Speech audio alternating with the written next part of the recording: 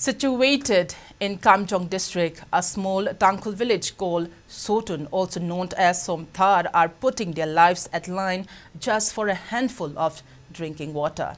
This village is completely neglected by the authorities and there are no signs of governance, lamented the villagers. The former headman of Sotun, Thangmi Punglio, said the village is at the crossroad of 4 districts including Kamjong, Kangpokpi, Teknopal and Thoubal district. It is around 2 kilometers away from Ingaurok of Thoubal district. The village is deprived of many government welfare schemes except for MGNREGA. The most important need of the village is safe drinking water, said Thangmi.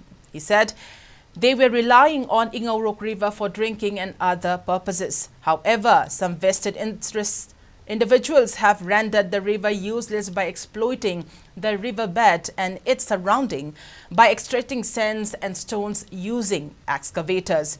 The water cannot be used for any purposes for the extensive exploitation have turned it into sludge. But left with no choice, the villagers are relying on unsafe water source.